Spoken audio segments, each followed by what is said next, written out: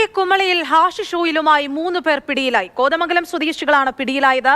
എക്സൈസിന്റെ check പോസ്റ്റിലെ വാഹന പരിശോധനയ്ക്കിടെയാണ് ഇവർ പിടിയിലായത്.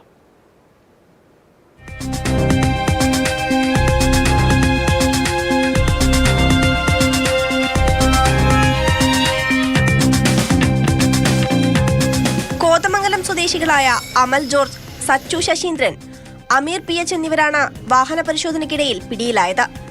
2 പൊതുകളിലായി ശരീരത്തിൽ ഒളിപ്പിച്ച നിലയിലാണ് ലഹരി വസ്തുക്കൾ കണ്ടെത്തിയത്. വാഹന പരിശോധനയ്ക്കിടയിൽ സംശയം തോന്നിയാണ് എക്സൈസ് ഇവരുടെ ദേഹപരിശോധന നടത്തിയത്. ആന്ധ്ര ഒറീസ ബോർഡറിൽ നിന്നും 50,000 രൂപയ്ക്കാണ് ഹാഷിഷ് വാങ്ങിയതെന്ന് പ്രതികൾ മൊഴി നൽകി.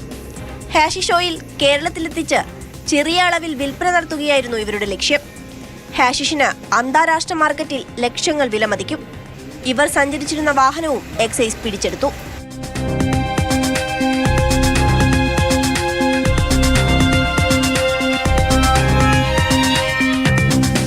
Peermade excise CI Prasad MK യുടെ നേതൃത്വത്തിലുള്ള അന്വേഷണ സംഘമാണ് പ്രതികളെ പിടികൂടിയത്. 50,000 രൂപയ്ക്ക് ഒറീസയിൽ നിന്നും വാങ്ങിച്ചുകൊണ്ട് വന്നതാണ്. അത് ലക്ഷക്കണക്കിന് രൂപയ്ക്ക് ഇവിടെ നാട്ടിൽ കോതമംഗലം ഭാഗത്ത് വിൽപ്പന നടത്തുന്നതിനായിട്ടാണ് ഇത് കടത്തിക്കൊണ്ട് വന്നിട്ടുള്ളത്.